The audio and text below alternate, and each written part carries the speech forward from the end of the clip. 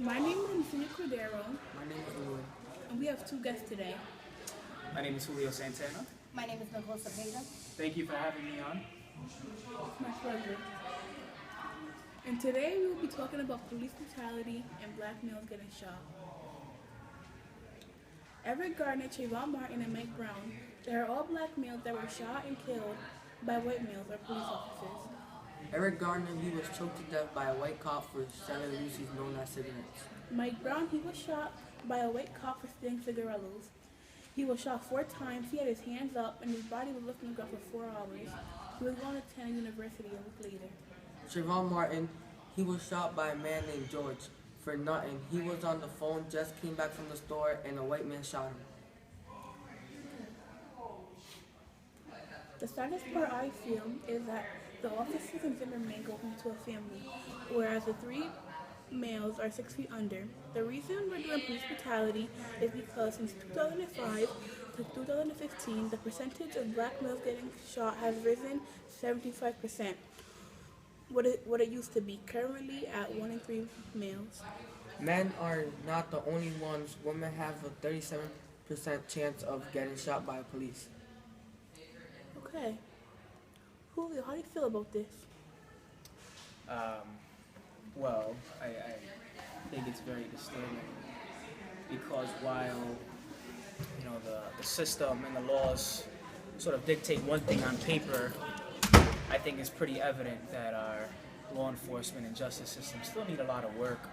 And it goes to show that we're very behind in race relations in this country, regardless of what something may say about things being equal.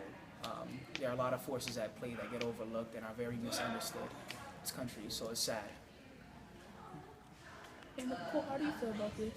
I feel very angrily about this because most of the time you would hear this on the television and people won't even care. They'll be like, oh yeah, another police shot down a black male. It doesn't matter, this and that. But you have to realize that it's just not one black male, it's a life that's being taken away. And lots of times police take away lives and people don't even care. And then you have to realize that it's important to everybody that we keep the community safer and better than usual. Julio, do you have brothers or sisters? Yeah, I have 2 sisters and 2 brothers.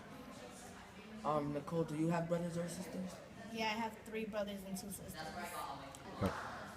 What would you do if your siblings have got real life things? I would definitely be very frustrated.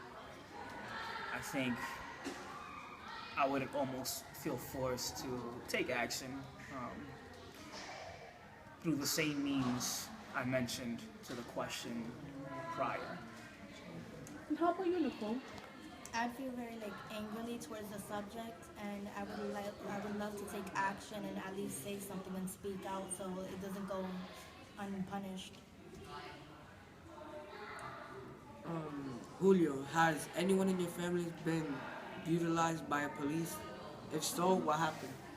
Yeah, actually, my oldest sister, it was a couple of years ago, she and her boyfriend at the time were homeless, and so they would stay at this park in their car as much as they could. And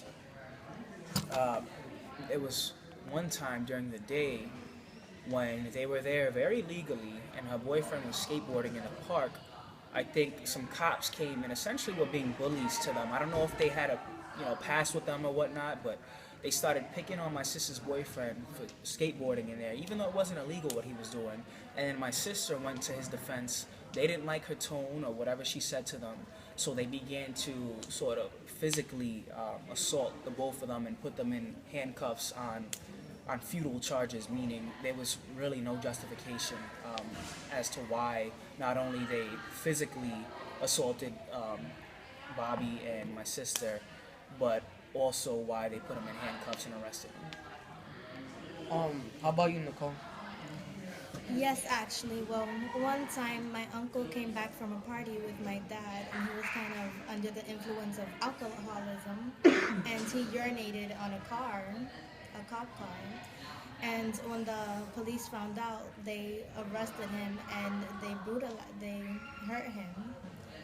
And still, I understand that they would arrest him, but the brutalization was not needed. Well, yeah, what do you think we could change this? Well, I think it's extremely important that our communities all across the country continue to speak out and support this cause through various means of protesting and whatnot. Definitely, I'm not a fan of burning down buildings and cars. But interestingly enough, these are the types of things that actually get attention to these communities, and these are the types of things that change the world. So I think we need to be willing to get uncomfortable, get out there, protest, make signs, do whatever we got to do, march, step out of our comfort zones, get the media attention, and have the country really talk about, all right, perhaps it is time to do something and make change. And Nicole, what do you think we can do to change this? I feel the exact same way as Julio, and you can peaceful protest. At least let it be known. Let people know what you're trying to do and why. At least, because after that, they're going to want to make a statement. All right. Thank you for having.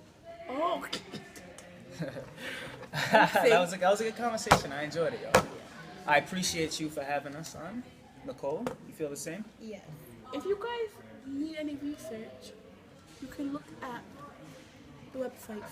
And what are these websites you use? I use lawdictionary.com, Okay. debate.org, Mm-hmm. Cura.com. Mm-hmm. What else? I don't want to say that. Okay, say that one.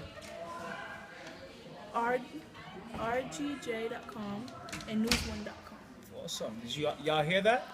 So if you need more information, lawdictionary.com, debate.org, Quora.com, rgj.com, and what else? News1.com. All right, thank you. We're out.